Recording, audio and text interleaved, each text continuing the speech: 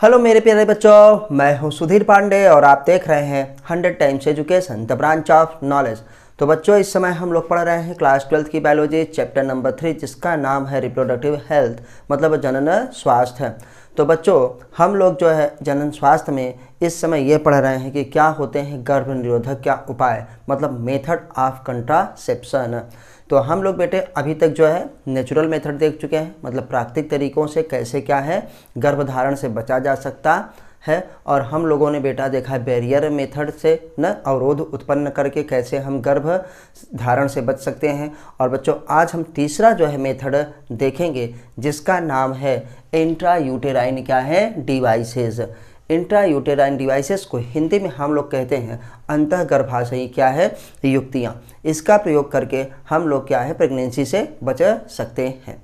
तो बच्चों, आपसे रिक्वेस्ट है कि चैनल को सब्सक्राइब जरूर करिए, जिन्होंने ना किया हो। अगर आपने किया है तो आपको बार बार करने की ज़रूरत नहीं है। और बच्चों, आपसे ये भी रिक्वेस्ट है कि आप कमेंट जरूर करिए, वीडियो को लाइक करिए। चलिए बच्चों, हम लोग अब चालू करते हैं। क्या होता है हमारे पास इंट्रायूटेराइन क्या है डिवाइसेस, जिसे शॉर्ट में हम लोग IUDs भी कहते हैं। तो बच्चों, देखते हैं कि द डिवाइस मतलब क्या होता है युक्ति या यंत्र न। द डिवाइस विच क्या होता है इंसर्टेड, क्या होता है इंसर्टेड इन द क्या है यूटेरस, कहाँ पे गर्भाशय में, थ्रू क्या है वेजाइना, कॉल्ड क्या है IUDs इंट्रायूटेराइन डिवाइस। नाम ही से है कि जो बेटा यूटेरस में डिवाइसेस क्या है लगाई जाती हैं, उसी को हम इंट्रायूटेराइन डिवाइसेस कहते हैं। किसके द्वारा लगाई जाएंगी बेटा, जो होता है एक्सपर्ट डॉक्टर और नर्स के द्वारा वेजाइना से होते हुए, मतलब वेजाइना से अंदर डाल करके यूटेरस में बेटा लगा दिया जाता है। तो एक बार फिर से डिफिनीशन देख लीजिए। The devices which are inserted, insert मतलब अंदर लगाना ना। जैसे हम लोग सिम में, मोबाइल में से जब सिम निकल जाता है तो उसमें लिखा रहता है इंसर्ट सिम। इंसर्ट सिम का मतलब ये होता है कि सिम क्या है लगाइए। पहले हम लोग सोचते थे कि इसका मतलब होता है कि सिम नहीं है, और लॉजिकली देखें तो जो नहीं है उसी को हम लगाएंगे। तो लेकिन इंसर्ट का मतलब होता है अंदर क्या है लगाना बेटा। इंसर्टेड इन कहाँ पे यूटेरस में, कहाँ पे लगाया जाता है बेटा, ये जरूरी याद रखिएगा, यूटेरस में लगाया जाता है, वेजाइना में नहीं लगाया जाता ना। थ्रू क्या है वेजाइना, वेजाइना के द्वारा यूटेरस गर्भाशय में लगाया जाता है। तो उसे हम लोग क्या है IUDs कहते हैं। वो युक्तियाँ, वो डिवाइसेस या वो यंत्र जो क्या है गर्भाशय में लगाए जाते हैं ना वेजाइना के द्वारा, तो उसे हम क्या है अंतःगर्भाशयी युक्तियाँ कहते हैं। आइए बेटा, इसका सेकंड जो है पॉइंट देखते हैं, बहुत ही इंपॉर्टेंट है। ये क्या है मोस्ट पॉपुलर है, क्या है मोस्ट पॉपुलर वाइडली एक्सेप्टेड। याद रखिएगा, हमारे पास इंडिया में सबसे ज़्यादा यही क्या है पॉपुलर है, एंड क्या है widely accepted the method of contraception in India. ये आपसे कई बार पूछा गया है कि इंडिया में सबसे ज़्यादा क्या है मोस्ट पॉपुलर कौन सा मेथड है, method of contraception in India. तो बेटा क्या होगा IUDs, या मोस्ट वाइडली क्या होता है एक्सेप्टेड हमारे पास क्या होता है बेटा IUDs होता है। IUDs को कौन इस्तेमाल करते हैं बेटा, फीमेल से इस्तेमाल करते हैं, मेल को इस्तेमाल नहीं करते हैं। जैसे ही कंडोम को मेल और फीमेल दोनों इस्तेमाल करते थे बेटा, आपने देखा था कंडोम क्या था बैरियर्स। बैरियर्स में एक ऐसा बैरियर है जिसे कंडोम कहते हैं, मेल और फीमेल दोनों इस्तेमाल करते हैं।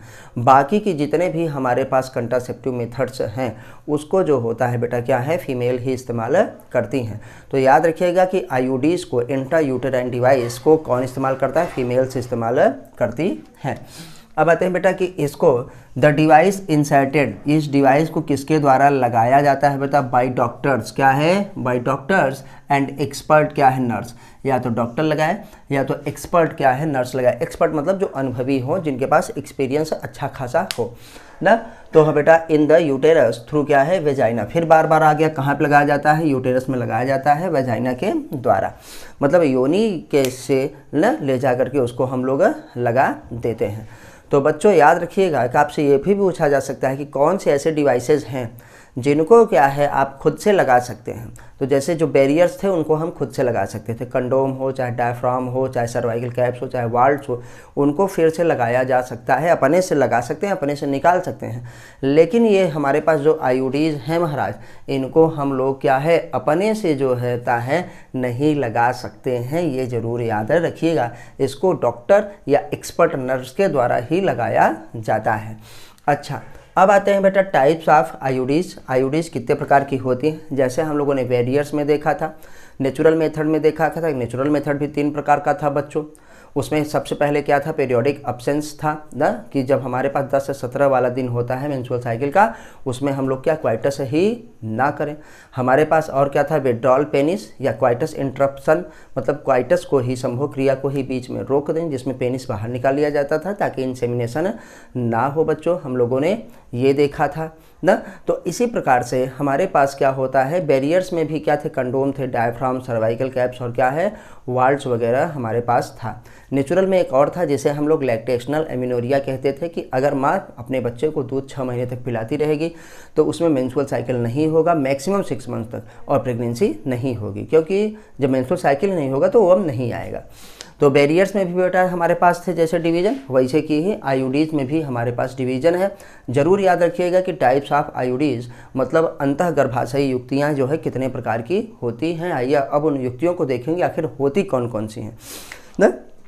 तो पहला हमारे पास है बेटा नॉन मेडिकेटेड आईयूडीज़। नॉन मेडिकेटेड का मतलब होता है औषधि रहित, जिसमें किसी भी प्रकार की औषधि वगैरह का इस्तेमाल नहीं किया जाता है।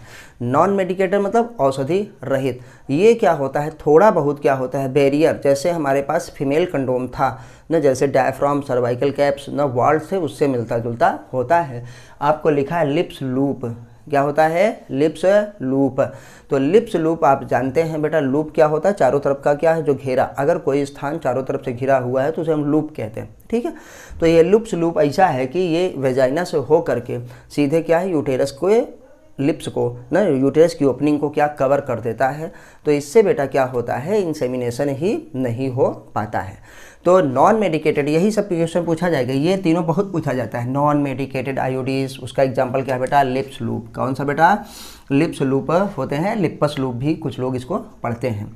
फिर आते हैं दूसरा हमारे पास आईयूडीज क्या होता है बेटा, कॉपर रिलीजिंग आईयूडीज, मतलब वो अंतःगर्भाशयी युक्तियाँ महाराज जो कि कॉपर को रिलीज करेंगी, और कॉपर का बहुत बड़ा रोल है, अभी हम लोग देखेंगे। तो उनसे थोड़ा थोड़ा क्या होगा, कॉपर क्या है, निकलता है। तो देखते हैं उसका एग्जांपल क्या है, कॉपर टी। इसका आपने नाम बहुत सुना होगा, आपके एनसीईआरटी में ये क्या है, इमेज भी दिया गया, अभी बना के दिखा देंगे। कॉपर 7 और क्या है हमारे पास तीसरा क्या है, मल्टी लोड 375, ये याद रखिएगा। कॉपर टी, कॉपर 7 और मल्टी लोड 375 है। तो कॉपर 7 और मल्टी लोड 375 में भी देखिए 7 आ रहा है। तो बेटा याद रखिएगा कि ये तीनों कॉपर रिलीजिंग है, मतलब फीमेल के यूटेरस में जब इनको लगाया जाता है तो ये थोड़ा थोड़ा कॉपर आयन रिलीज करती हैं ना, मतलब उसमें ऑक्सीडेशन होता है, इलेक्ट्रॉन जो है निकलते हैं, तो हमारे पास ये क्या होता है, कॉपर Cu+2 के रूप में निकलता है, +2 के रूप में निकलता है। अभी इसका काम देखेंगे कि ये करता क्या है। तो याद रखिएगा 3 बेटा हो गया। अब आते हैं कुछ हार्मोन रिलीजिंग आईयूडीज भी होते हैं। तो देखिए क्या है, हार्मोन रिलीजिंग क्या है, आईयूडीज, मतलब हार्मोन को निकालने वाली अंतःगर्भाशयी क्या है, युक्तियाँ। तो बेटा ये क्या है, प्रोजेस्टासर्ट, प्रोजेस्टासर्ट, इसमें प्रोजेस्टाजन और एस्ट्रोजन का क्या कॉम्बिनेशन होता है। तो याद रखिएगा प्रोजेस्टासर्ट, इसी नाम से आप याद रखिएगा। एनसीईआरटी में यही ऑप्शन जो है बार बार करेक्ट हुआ है नीट के एग्जाम में, चाहे बोर्ड के एग्जाम में भी, चाहे आप सीबीएसई बोर्ड के हो, चाहे आप यूपी बोर्ड के हो, आप किसी अदर एग्जाम की तैयारी करते हैं तब भी जो है एनसीईआरटी बेटा कंपलसरी ही है, जैसे नीट के लिए क्या है, कंपलसरी है। 100% एनसीईआरटी आपको पढ़ना है। और बेटा क्या है, LNG 20, क्या है, LNG 20। तो ये हमारे पास हार्मोन रिलीजिंग होते हैं। पहला क्या था बेटा हमारे पास बेटा, नॉन मेडिकेटेड लिप्स लूप। दूसरा आईयूडीज कौन सी थी, कॉपर रिलीजिंग, जो कॉपर आयन्स को निकालती हैं। तो उसका एग्जांपल था copper T, copper 7 multi load 375। और हार्मोन रिलीजिंग आईयूडीज होते हैं जो हार्मोन्स को निकालती हैं ना, तो प्रोजेस्टासर्ट, LNG क्या है, 20। तो बच्चों आइए अब देखते हैं कि इनका ये आईयूडीज काम कैसे करती हैं, इनका फंक्शन कैसे होता है। जैसे देखिए कि हम लोग इसका इस्तेमाल करते हैं तो ये कैसे काम करती है। अभी लिप्पस लूप का तो हम आपको बता चुके हैं। अब आइए अदर्स का हम लोग देखते हैं। सबसे पहले ये देखेंगे कि आईयूडीज क्या होता है। जैसे अब हम यहाँ पे आपको थोड़ा सा दिखा रहे हैं कि कॉपर टी है। कॉपर का मतलब कॉपर धातु की बनी हुई क्या है, टी, ये हमारे पास है। इसमें ऐसे दो क्या है, फीते लगे हुए होते हैं, मतलब धागे, ताकि निकालते वक्त सुविधा हो, ये धागे पकड़ के इसे निकाल लेंगे, निकल जाएगा। तो यूटेरस भी अपना बेटा क्या होता है, यूटेरस भी देखो ऐसे ऐसे होता है यूटेरस, ऐसे ऐसे थोड़ा सा ये कॉपर टी ला के इस पर रख देंगे तो ऐसे ऐसे क्या हो जाएगा, ये पूरा ऐसे यूटेरस क्या हो जाएगा, ब्लॉक हो जाएगा। तो स्पर्म जब यहाँ से जाएगा, स्पर्म बेटा जब ऐसे ऐसे जाएगा तो इसी कॉपर में क्या है, ऐसे ऐसे चिपक जाएगा, ऐसे ऐसे चिपक जाएगा और धड़ाधड़ क्या है, कॉपर आयन क्या करता है, स्पर्म को मारता हुआ चला जाता है। तो हम लोगों ने देखा ये क्या है, कॉपर टी, पहचाने रहिएगा टी होता है कॉपर का। तो आइए फंक्शन देखते हैं। आयोडीज क्या कर सकते हैं, इंक्रीज फैगोसाइटोसिस। फैगोसाइटोसिस मतलब जिसे क्या कहते हैं बेटा, भक्षण प्रक्रिया। जब कोई चीज़ किसी को खाती है तो उसे हम फैगोसाइटोसिस कहते हैं। तो ये क्या करता है, यूटेरस के फैगोसाइटोसिस नेचर को बढ़ा देता है। यूटेरस में जब स्पर्म जाते हैं तो वो जल्दी से मर जाते हैं। तो आयोडीज इंक्रीज फैगोसाइटोसिस ऑफ स्पर्म, क्या है, of sperm with in the uterus. With in the कहाँ पे, यूटेरस। किसका फैगोसाइटोसिस होता है, स्पर्म का। स्पर्म को बेटा खा लिया जाता है। अब आते हैं बेटा क्या होगा, जो कॉपर आयन, ये लाइन कई बार पूछी गई है, इसलिए आपसे रिक्वेस्ट है कि आप इसको बाकायदे अच्छे से जो है बेटा याद रखिए, क्योंकि सिर्फ आपको पॉइंट याद करने से कुछ भी नहीं होने वाला, क्योंकि आपके नीट के एग्ज़ाम में इतने ज़्यादा बेटा क्या होता है, हमारे पास स्टेटमेंट्स आते हैं, सेट्स एंड रीजन्स आएंगे कि आप जब पूरी लाइन टू लाइन याद रखेंगे तभी आप क्या है स्टेटमेंट्स कर पाएंगे। 3 हमारे पास स्टेटमेंट्स होंगे और आपसे 4 स्टेटमेंट्स में पूछ लेंगे, ए स्टेटमेंट सही है कि बी सही है कि सी सही कि टी। कभी कभार ऐसा होता है ए बी सही है ना, कभी कभार ऐसा होता है बी और सी सही है, कभी कभार ए बी सी तीनों सही है, कभी कोई नहीं सही है। तो जब स्टेटमेंट्स आपको करने होंगे तभी इसके लिए क्या है, आप पहले से ये लाइन टू लाइन पूरा याद रखिए। तो बेटा क्या करता है, कॉपर किस प्रकार से क्या है बेटा हमारे पास कंट्रासेप्शन का काम करता है, तो ये देखना है। तो कॉपर आयन का मतलब बेटा होता है Cu+2 ना। कॉपर आयन रिलीजिंग आयोडीज, जो कॉपर आयन को रिलीज करने वाली आयोडीज होती हैं वो बेटा क्या करती हैं, ये यहाँ पे देखिए, यहाँ से क्या करती हैं वो, सप्रेस स्पर्म क्या है मोटेलिटी, क्या कर देती हैं बेटा, सप्रेस स्पर्म मोटेलिटी, मतलब स्पर्म की गति को क्या कर देती हैं, धीमा कर देती हैं। और हम लोग जानते हैं कि फर्टिलाइजेशन तभी होगा जब क्या होगा, स्पर्म की गति बहुत अच्छी हो। हम लोगों ने ये देखा था कि जो स्पर्म बनता है बेटा वो क्या होता है, 20 से 30 करोड़, मतलब 200 से 300 मिलियन। उसमें से 60% स्पर्म क्या होने चाहिए, नॉर्मल शेप साइज़ के होने चाहिए, मतलब उनका आकार, उनकी आकृति क्या है, अच्छी खासी होनी चाहिए। उसमें से 40% ऐसे होने चाहिए बेटा जिनको विगोरस मोटेलिटी का मतलब तीव्र गति से जो चलने वाले हों। क्यों, क्योंकि वहाँ पे फीमेल ओवम क्या है तैयार कर रही, जैसे हम ही लोगों को मिलना होता है ना, तो क्या है गाड़ी भगा के ले जाते हैं, जल्दी से जाते हैं। क्यों, क्योंकि फीमेल आ गई और तुम टाइम पे नहीं पहुँचे तो बेटा फर्टिलाइजेशन नहीं होगा, कोई दूसरा स्पर्म क्या है उसको जाके फर्टिलाइज कर देगा। एक याद रखिए, फीमेल कभी भी खाली नहीं रहती, तुम नहीं पहुंचोगे तो दूसरा मेल पक्का पहुंचेगा, वो उसको आसानी से एक्सेप्ट कर लेगा। लड़के भले जल्दी से क्या है गर्ल्स को एक्सेप्ट ना कर पाएँ, लेकिन गर्ल्स जो होती हैं जिसके साथ रहना चालू कर देती हैं या जिससे ज़्यादा मिलना जुलना चालू कर देती हैं ना, उनसे जो है उनको लगाव हो ही जाता है, ये 100% सही है। तो स्पर्म में भी सेम चीज़ नेचुरल वही हमारे पास है बच्चों, कि क्या होता है तब आपको आपकी वैल्यू पता चलती है, तब इस स्पर्म की वैल्यू पता चलती है कि अरे तुम हमारा इंतज़ार ही नहीं कर पाई। तो उसके लिए एक फ़ीमेल के लिए आपकी वैल्यू बिल्कुल नहीं है। अगर आप टाइम पे पहुँचेंगे तो काम ठीक है, अगर आप टाइम पे नहीं पहुँचेंगे तो बेटा दूसरा कोई पहुँच जाएगा, ये कन्फर्म है। तो क्या होता है कि सप्रेस स्पर्म मोटेलिटी, ये क्या है, स्पर्म की गति को धीमा कर देगा, और जब स्पर्म की गति को धीमा कर देते हैं तो स्पर्म क्या पहुँच ही नहीं पाता है, तो फर्टिलाइजेशन नहीं होता है ना। एक जो है कभी कभार ऐसा होता है कि बिना फर्टिलाइज के ही रह जाती है, 24 घंटे बाद वो क्या हो जाएगी, नष्ट हो जाएगी। दूसरा काम क्या करते हैं बेटा, हम लोगों ने ये देखा था कि फर्टिलाइजिंग क्या है, कैपेसिटी ऑफ स्पर्म। तो फर्टिलाइजिंग कैपेसिटी ये क्या करता है कि फर्टिलाइजेशन के लिए बोले थे कि 40% स्पर्म बहुत अच्छे होने चाहिए। उनकी क्या होता है बेटा, जनन क्षमता को या उनकी निषेचन क्षमता को ही क्या होता है, कॉपर आयन क्या कर देता है, खराब कर देता है। 2 चीज़ कॉपर क्या है, आयन करता है। पहला चीज़ क्या है, सप्रेस स्पर्म मोटेलिटी, गति को ही धीमा कर देगा। तो हम लोग देखे थे कि निषेचन के लिए क्या ज़रूरी है कि मेल और फीमेल दोनों साथ साथ आएँ तभी, इसीलिए लिखा था this is the reason why क्या है, ऑल कॉइटस डज नॉट क्या होता है, टर्न इनटू क्या होता है, या टर्न इनटू प्रेगनेंसी। सभी क्वाइटस प्रेगनेंसी में क्यों नहीं बदल जाते हैं, सभी क्वाइटस के द्वारा प्रेगनेंसी क्यों नहीं होती है? क्यों? क्योंकि बेटा क्या होता है, स्पर्म और क्या है, ओवम की मोटिलिटी जो गति है वो साथ साथ होनी चाहिए। स्पर्म को बहुत लंबा रास्ता तय करना है, वजाइना में, वजाइना से फिर सर्वाइकल कैनाल में, सर्वाइकल कैनाल से यूटेरस में, यूटेरस से फिर क्या उसको डिसाइड करना पड़ता है भैया कि किधर ओवम आया होगा, क्योंकि एक ओवरी से एक ही ओवम आता है एक महीने में। तो बेटा आधे इधर आधे उधर फैलोपियन ट्यूब में जाना है, फैलोपियन ट्यूब में फिर कहाँ, एस्थमिक एम्पुलरिक जंक्शन तक जाना है, तब जा करके अगर सही समय पे पहुंचा तो फर्टिलाइजेशन होगा, नहीं तो नहीं होगा। इसीलिए कहा जाता है मोस्ट क्रिटिकल इवेंट ऑफ क्या हो, सेक्सुअल रिप्रोडक्शन, फर्टिलाइजेशन। न हमारे पास लैंगिक जनन का सबसे क्रिटिकल जो घटना होती है बेटा वो क्या होती है, निषेचन होता है। अब यहाँ पे हम लोग क्या कर रहे हैं, स्पर्म की गति को कम कर देना, उसको रोक लिए हैं, तो बेटा फर्टिलाइजेशन नहीं होगा ना। और क्या करते हैं, अगर कोई पहुँच भी गया तो उसकी क्या है, फर्टिलाइजिंग कैपेसिटी को ही क्या कर देते हैं, खराब कर देते हैं। अच्छा, अब दूसरा देखते हैं बेटा, हमने देख लिया कि कॉपर रिलीजिंग आयोडीज क्या करते हैं। अब देखेंगे कि हार्मोन रिलीजिंग, जैसे प्रोजेस्टा सर्ट और LNG-20 है, ये लोग क्या करते हैं। द हार्मोन रिलीजिंग आयोडीज, देखो लिखा है ना, हार्मोन रिलीजिंग जो आयोडीज होती है ये क्या करती है, मेक द यूटेरस क्या अनसुटेबल फॉर क्या है, इम्प्लांटेशन। ये किस प्रकार से बेटा क्या है, प्रेगनेंसी को रोकते हैं। ये किस प्रकार से गर्भधारण में क्या होता है, समस्या उत्पन्न करते हैं, गर्भधारण नहीं होने देते हैं। ये क्या करेंगे कि निषेचन तो हो गया है, मान लो हमने हार्मोन रिलीजिंग वाला क्या है चीज़ें लगवाई है आयोडीज, निषेचन तो हो जाएगा, लेकिन ये यूटेरस की वाल में क्या होता है, ब्लास्टोसिस्ट को, क्योंकि इम्प्लांटेशन किसका होता है बच्चों, ब्लास्टोसिस्ट का। ये हम दूसरे चैप्टर में पढ़ा चुके हैं, तो अगर आपने ना पढ़ा हो तो आप जाकर के उसको ज़रूर पढ़िए बच्चों, बहुत ही अच्छी वीडियोज़ है, बाकी डिटेल में बताई गई है। अगर आप एक अच्छे स्टूडेंट बनना चाहते हैं या अच्छे हैं तो धीरे धीरे 2-4 दिन जो ज़रूर देखिए, तो आपको धीरे धीरे हैबिट पड़ जाएगी।